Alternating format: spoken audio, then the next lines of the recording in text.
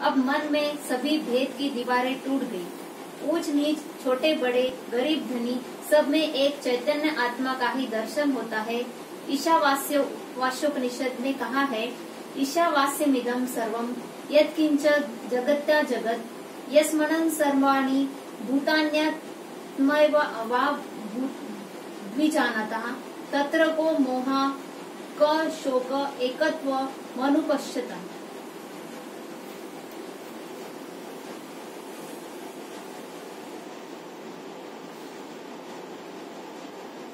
अब अष्टावक्र जी कहते हैं कि मुझे अब एक चैतन्य के अतिरिक्त अन्य कुछ भी दिखाई नहीं पड़ता। अब मेरे मन से भेद समाप्त हो गया, द्वैत समाप्त हो गया, ऊंच नीच की बात खत्म हो गई। अब तो जिधर भी देखता हूँ, जिसको भी देखता हूँ, बस एक शुद्ध चैतन्य तत्व ही नजर आता है। जब तक कि मैंने गुरुदेव आपकी शरण नहीं ली थी, तब तक मुझे बहुत भेद दिखाई पड़ता था, बहुत ही दुख होता था। लेकिन आपकी शरण में आ जाने से मेरा सब दूर हो गया। अब मेरा मनुष्य जीवन धन्य धन्य हो गया। नहीं तो मेरा मनुष्य जीवन ऐसे ही व्यर्थ जा रहा। अब इस जीवन का मूल्य समझ में आ रहा कि 84 लाख योनियों का कष्ट भोगने के बाद ये शरीर मिलता है। और ये शरीर मिला और मिलकर भी अगर मैंने उपयोग नहीं लिया तो फिर वही 84 में जाना पड़ता। लेकिन हे गुरुदेव, आपने दया करके मुझे उस 84 में चक्कर में जाने से बचा दिया।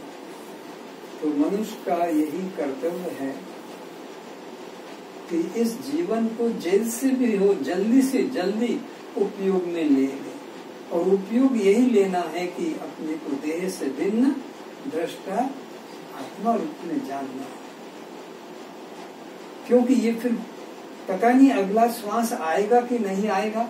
इसलिए इस सत्य काम को आगे के लिए, भविष्य के लिए नहीं छोड़ना चाहिए। संसार के काम को तुम आज नहीं कल, कल नहीं परसों पे छोड़ो, कोई हानि नहीं। लेकिन अगर तुमने इस सत्य काम को छोड़ दिया, महतो विनष्ट की उपनिषद कहता है, महान विनाश हो जाएगा। जैसे एक लोहार जंगल से लकड़ी काट के लाता है और आग को प्रज्वलित करता है। वो लोहार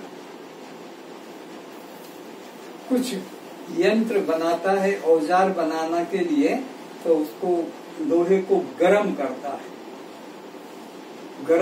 है, बहुत परिश्रम से लकड़ी लाया, आग को प्रज्वलित किया और कुछ देर लोहे को, राड को आग में रखा और वह गरम हुआ और उसको अलग रख दिया आग से। और इधर उधर के काम में लग गया। कुछ झाड़ू लगाना था, कुछ पानी पिलाना था पौधों को। अब क्या हुआ, वो लोहे में जो ताप आया था, जो गर्मी आई थी, वो ठंडी हो। अब लाख प्रयत्न करेगा, अब वो आकार नहीं दे पाएगा। उधर आग भी बुझ गई, खत्म हो गई।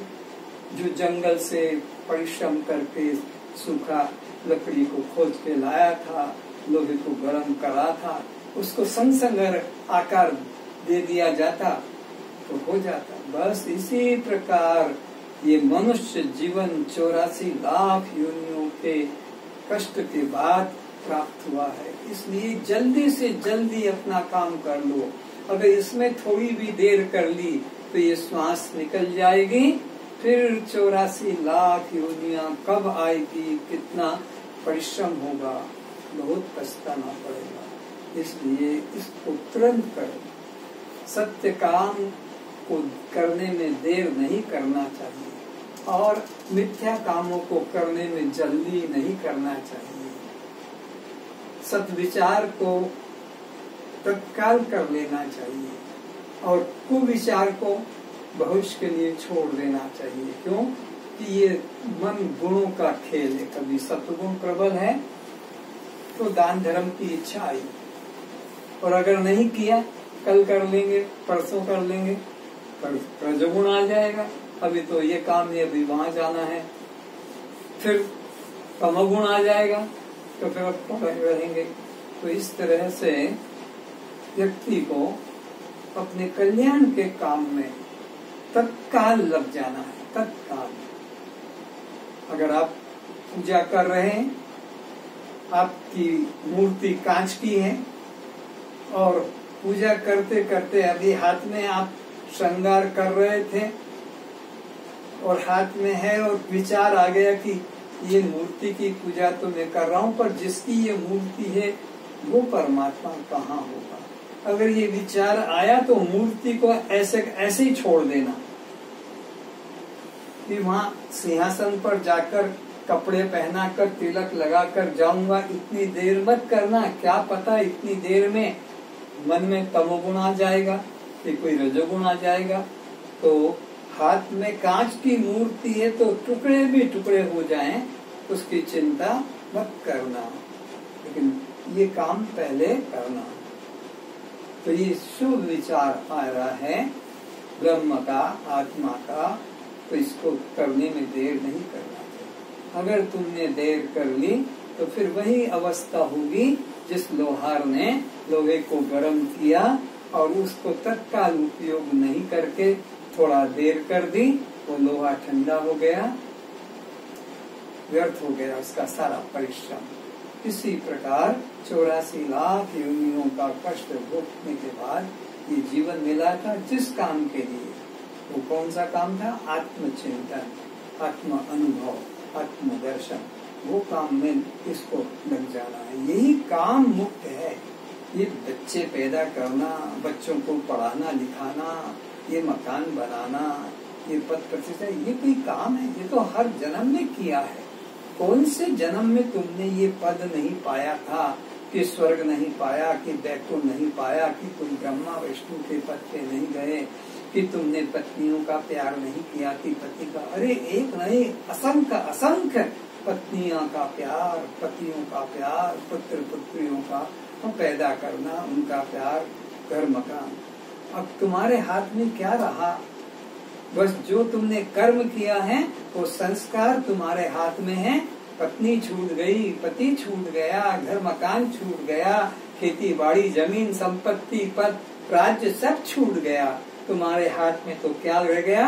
उन धन संग्रह करने में, उस परिवार के पालन करने में जिस ढंग से तुमने कर्म किया था, पाप रूप कर्म, दूसरों को लूटना, सताना, ठगना, जिस तरह से तुमने परिवार की सुरक्षा के लिए, परिवार पालन के लिए, अपने मकान जमीन को रखने के लिए जिस ढंग से तुमने धन कमाया, बस धन तो यहीं रह जाएगा, पर जिस तरह का कर्म किया था वो तुम्हारे साथ जाएगा भोगने के लिए। सामान यहीं रह जाएगा, मकान जमीन सब यहीं रह जाएगी, परिवार यहीं रह जाएगा, पत्नी बच्चे सब जिनके लिए तुमने जीवन अर्पण किया वो सब यहीं छूट जाएगा तुम्हारे साथ। बस तुम्हारे कर्म ही जाएंगे और वो कर्म तुम्हें कुत्ता योनि में, सांप योनि में, सुअर योनि में, बिल्ली योनि में, बंदर योनि में जाकर भोगना पड़ेगा। उस पत्नी का, उस पति का अब तुम्हें वहाँ कुछ भी सहयोग नहीं मिलेगा। उस पिता का, माता का, उस जमीन का तुमका क्या अवस्था होगी। तो इस भयंकर रोग से बचो। ये भयंकर रोग है जन्म मरण का, इससे बचो और अपना कल्याण में तत्काल लग जाओ। हर समय अपने कल्याण की चिंता रहे। हर समय आधा घंटा हो जाए तो फिर विचारो परमात्मा मेरे साथ है, परमात्मा मुझे देख रहे हैं, परमात्मा मेरे कर्मों को देख रहे हैं। हर आधा घंटा, हर 15 मिनट में या 1 घंटे में बस ये चेक करते रहो, परमात्मा तो मेरे साथ है, परमात्मा तो मेरे साथ है। आपको भी दिखता तो नहीं, अरे नहीं दिखता तो तू जिंदा है, यही तो प्रमाण है कि परमात्मा साथ है। तो उसका कोई शक्ल थोड़ी दिखाई पड़ेगी, बस परमात्मा मेरे साथ है। जो भी हो चैतन्य मेरे साथ है। जहाँ भी मन गया तो भी परमात्मा तो मेरे साथ है, परमात्मा मेरे साथ है। तो परमात्मा मेरे साथ है, कोई गलत काम तो नहीं हो रहा। परमात्मा मेरे साथ है, कोई गलत काम तो मुझसे नहीं हो रहा है। परमात्मा के सामने गलत काम तो नहीं होना चाहिए। तो हर समय परमात्मा का भाव बना के रखो, तो आप दुष्ट कर्मों से, अनीति के कर्मों से, दुराचार से बच जाएंगे।